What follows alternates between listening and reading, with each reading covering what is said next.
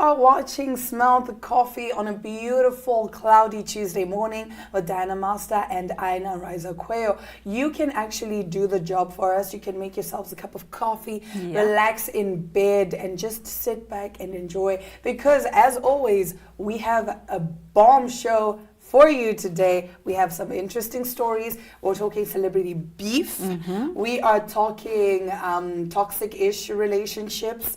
So it's going to be interesting. You know, I love me a good celebrity beef. It just adds spice to our lives. You know, sometimes you just need to be in other people's business just a little bit. Just a little bit. Just a little bit, you know. Not too much. Some people's lives are boring and you go on social media and you entertain yourself. There's nothing wrong with that. There's nothing wrong with a little bit of... You know what that reminds me of?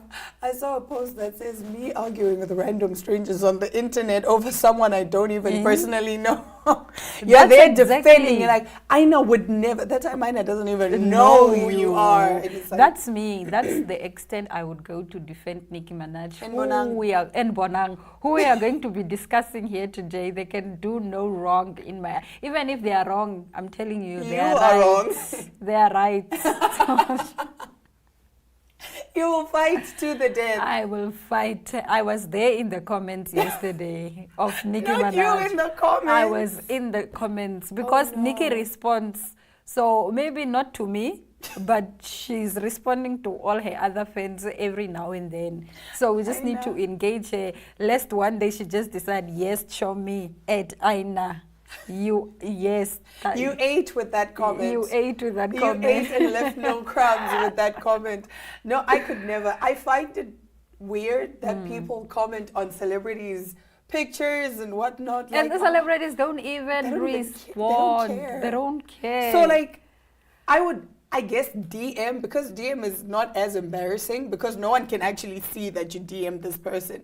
But like, imagine you put a comment, yes, Chummy, you ate. Yes. It's like, okay. No, but in the DMs it's even worse because the celebrities don't respond to their DMs. No, for me, that's fine because then at least now the rest of the world doesn't see how desperate I'm trying to get this person's attention. You get what I'm saying? I still wouldn't do it because it's like, but why am I DMing this person? They don't know me. Why am I commenting? They don't know me. That's why you see, you're the only celebrity I follow. I'm not a celebrity. You're the only celebrity I follow. I don't follow any celebrities. I don't comment on any celebrities' photos. I don't like celebrities' photos. I don't interact with them like that. Should you ever blow up? When I blow up? When you blow up, would you be responding to all your DMs? Because I feel like it's a lot of work. Let's say 99 people DM'd you in that day. So you are going to spend like 12 hours of your day just responding. You could have been getting another gig. You could have been at the mall. I think I understand why celebrities don't respond. No, it's totally understandable because these people are busy. They have lives. It's not like they just want to be arrogant. And like you're saying, imagine you have 10 million followers. 1 million people are DMing you. It's like, guys, that is a lot. But we will be getting into that a little later on. For now, we'll be taking a quick ad break and returning with our top stories.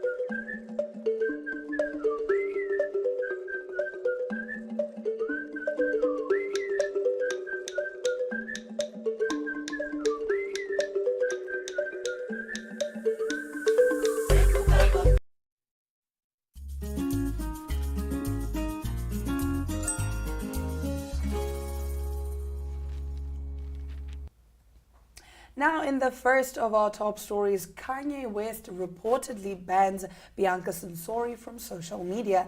The rapper married Censori in secret in December 2022, just a month after he finalized his divorce from ex Kim Kardashian. And now a new report suggests that the architectural designer has stepped away from sites like Instagram and X on the advice of her husband because he worries about the impact trolls will have on her mental health. A source told the DailyMail.com Bianca has always had social media and she was active on it until she married Kanye. He doesn't want her to have it because he thinks that it will hurt her if she had to read the nasty things that people say. He convinced her that since she's a star now, she has to remain a mystery.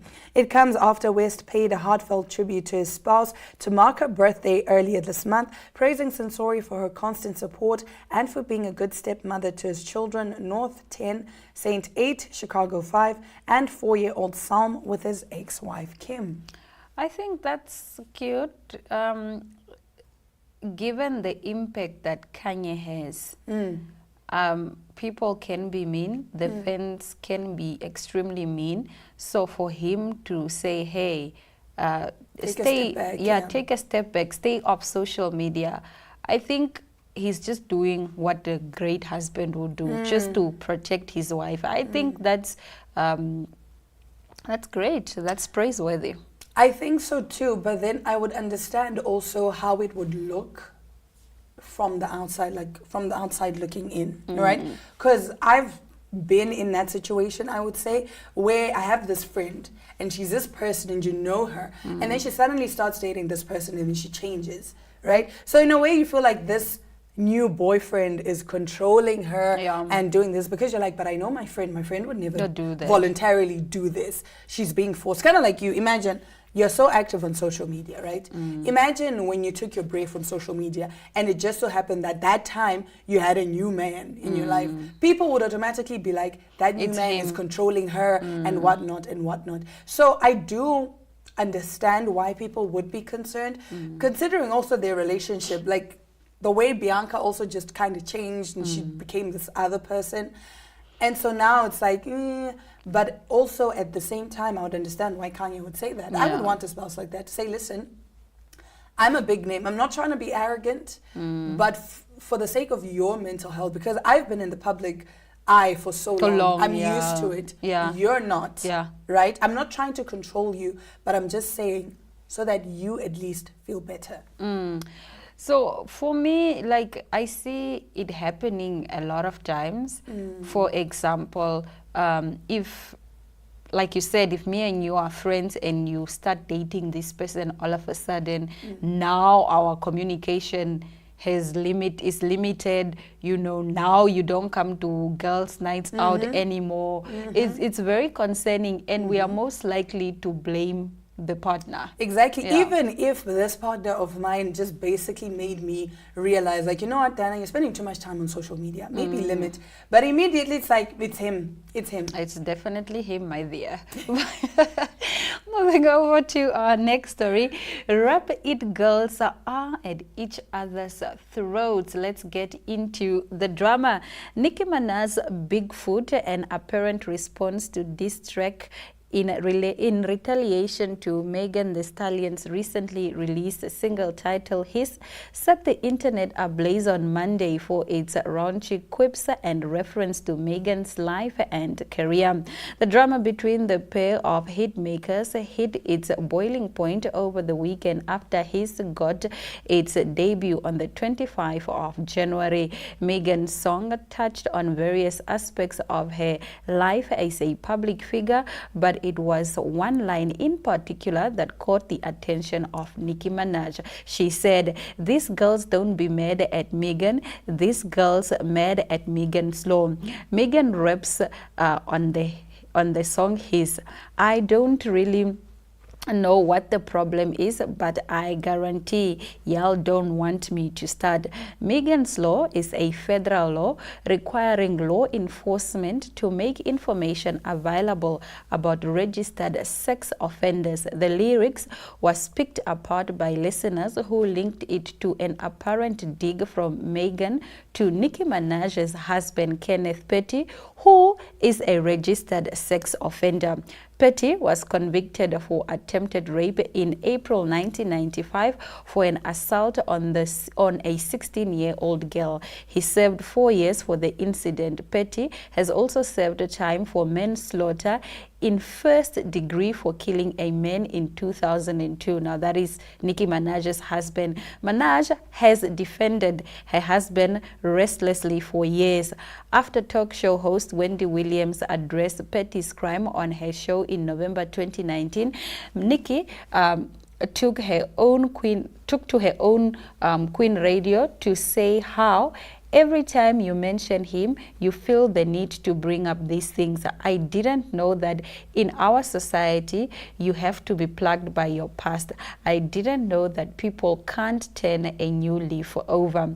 So it comes as no surprise that Nicki Minaj quickly ran to her husband's defense via Instagram shortly after his became a trending topic on X.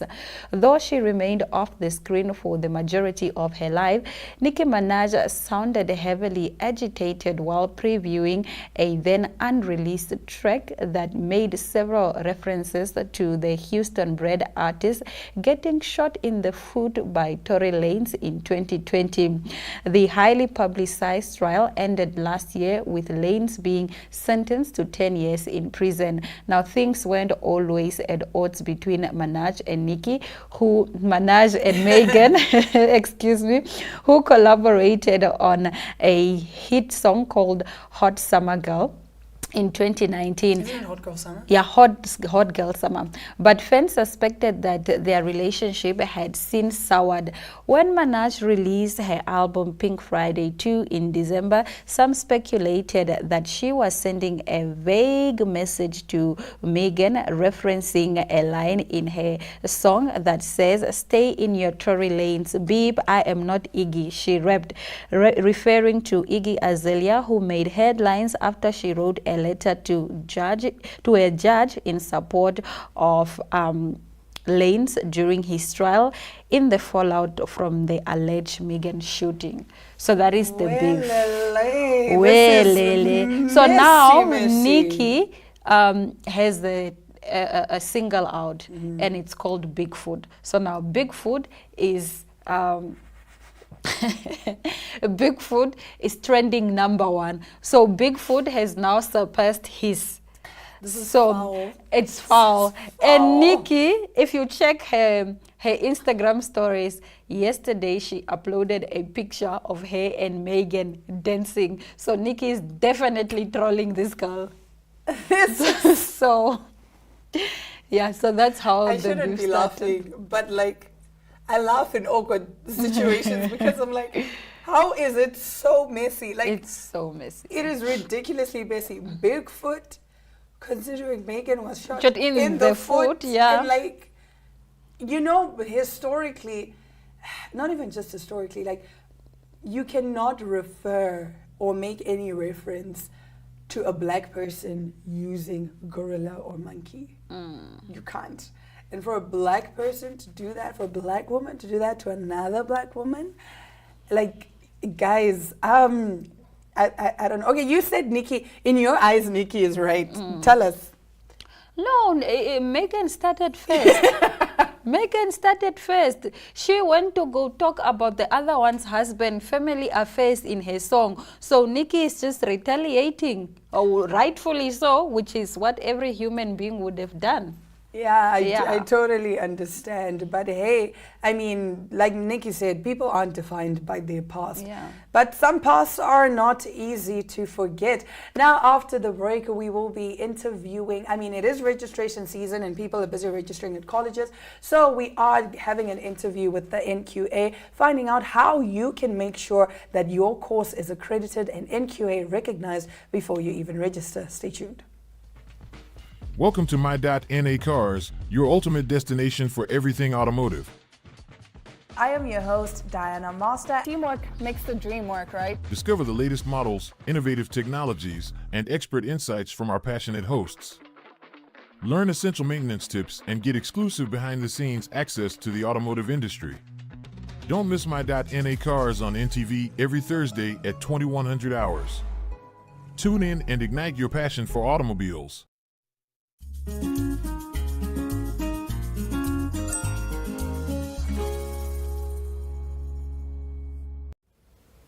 You're watching Smell the Coffee now. Of course, registration period is upon us. And what better way to prepare and make sure your course is actually accredited and registered than having people from the NQA themselves come and tell us how you can make sure your course is accredited before you even register and before you waste your time and your hard-earned money enrolling into a course that is not registered. I am joined today by Miss Harmony Beekers, who is the head of the qualifications department at the NQA, and of course Miss Lina Ndengu, who is the manager of marketing and corporate communications. How are you doing today? Good morning. We're doing great. You're doing great? Morning. Yes. I'm well too. Thank you. Okay, so let's get straight into it. What does the NQA do? Well, first of all, the NQA is a statutory body established by Act 29 of 1996 with a mandate to set up and establish the National Qualifications Framework, which when you hear about it, most people will use the acronym NQF. So that stands for National Qualifications Framework. We have established our NQF in 2006. And we have registered national awards on this NQF, the national qualifications that are being offered by our institutions locally have been registered on the NQF. We also do the evaluation of qualifications. This is where we compare a qualification that has already been awarded by either a foreign system to our own national NQF, and we will be able to determine what type of qualification it fits to on our NQF. So if it is issued and we verify that it compares to a degree type, that is how we will express that comparative of that qualification. And then we are also in the business of accrediting qualifications and training providers with the offerings that they have, the different qualification offerings that they offer. I see. Yes. And why is it important to have a qualifications authority? Basically, the reason why is it's to ensure that the standard criteria set out for education meets the international standards out there. What NQA does is that we basically look at the qualifications in Namibia and we basically packed it with the international standards to ensure that students are able to also transfer their credits if they want to go study abroad. If they want to go work abroad in the diasporas, they are able to use their qualifications that they have obtained in Namibia and not have a problem of that it holds no value. I see. Okay, so how can students make sure that their qualifications are accredited? We would advise students that before they register for a program, they can apply to various institutions to see whether they meet the application criteria of those institutions. But before they register, we advise them to contact the NQA. We do have a free service where you just fill in a form and then you submit it to us via email, where you ask about the status of that institution. You tell us which country it originates in, and then also the qualification that you wish to go study. Then we will do a verification with the quality assurance bodies in those countries, and then confirm to you in writing whether this program is quality assured as well as the awarding body is quality assured. The requirement of our recognition regulations is that both the institution and the award must be quality assured for us to recognize it. Okay. So that is what we verify for you before you go and study. And then also this is very critical because funding bodies also look at the status of the institution before they fund you. So it's very critical that you apply for this before you, confirm with registration. That you are taking part in that program. And this whole process is actually free of charge. That is a good thing about it. You don't actually need to pay any money to make sure that whatever it is that you're applying for is actually accredited. And I think that is absolutely great. And also with us here today, we have this little booklet with the list of all the accredited, NQA accredited Namibian institutions for higher learning. So if you can get yourself one of these, trust me, you'll be able to save yourself a lot of time. Now, what do institutions need to become accredited? Basically, there's a set criteria. The application is on our website. Our website is www.namqa.org. they can then basically get the application from there. On the application, there's a set criteria. There's also the regulations, the act, the regulations basically that also says that this is what is prescribed that you need to have in order for you to be accredited. So what they can also do is to contact our office at 061 384 100, and then they can also just basically ask for the accreditation department, and these colleagues of ours will be able to give them more information on how to get an institution accredited. I see. Okay, now the last of my questions, of course, once we open this up, I saw that, for example, right on the first page, you'll find remarks or notes. It says accreditation is conditional on ongoing quality assurance status of the courses in the country of origin, franchise from South Africa Academy of Applied Competence, SAAC. This just goes back to what you were saying earlier about like basically a course that originates from another country. If you could just in layman's terms again explain what that remark specifically means. Okay, thank you. That remark speaks to the process whereby we do quality assurance of our own national qualifications, but we also quality assure institutions who wish to partner with institutions outside the country and franchise those programs to be offered in our country. So we refer to it as franchise. Franchise meaning that just like, I'm going to take an example like KFC. If you go to KFC today, you know, any KFC, they will give you exactly the same product. Now, we also expect that if a qualification is being offered, a South African qualification is being offered in Namibia, it should be exactly the same qualification that is being offered to a South African in South Africa. It should not be tailor-made for the Namibian. It should be exactly the same quality, and it should have met the same criteria that that qualification have met in South Africa.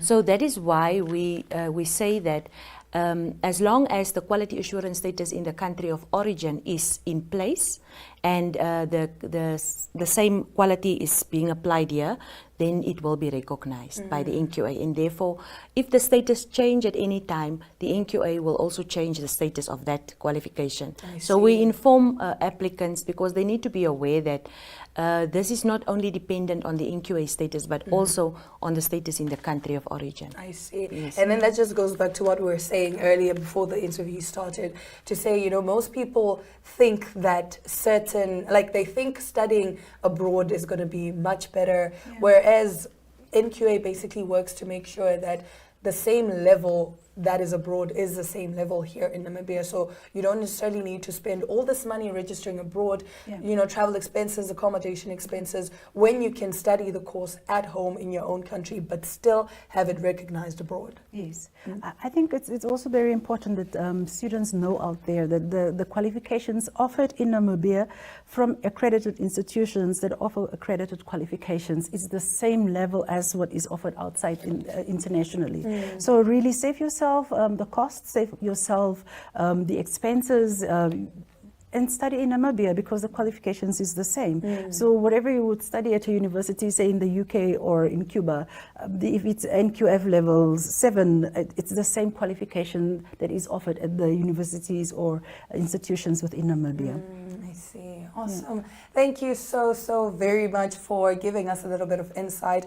I mean, we have had cases where, you know, students register, they actually finish a certain degree, diploma, whatever it is, just to find out it wasn't accredited. Please do spare yourself the heartache and the money spent and the effort and time spent. Just make sure you get to NQA. Find out if your course is actually accredited before you waste any time and any money. Thank you so much for joining me today. I really do appreciate it, and I'm sure our viewers do appreciate it too.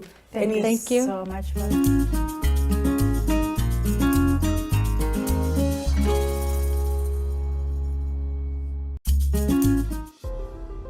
Paints has established a 67-year Namibian legacy, creating personalized paint solutions that blend quality and innovation for the Namibian people. We pride ourselves in being a 100% Namibian-owned company, investing in our country and our people by employing and empowering true Namibians. With every brushstroke, Neo Paints commits to our quality guarantee and always delivering a coat of excellence. At Neo Paints, we always stay true to our country. We are as Namibian as you.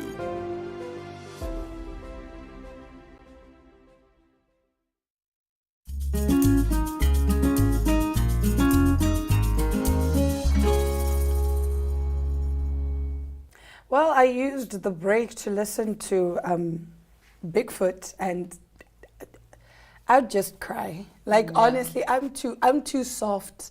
I would just cry. To be in a Twitter beef. No, or I would just in cry. any type of beef. And I don't have bars. My problem is I don't have bars. If I at least had bars, Yeah. then I could retaliate. But I also can't go back and forth. I can't argue with someone like that. At the first pace, I will lose.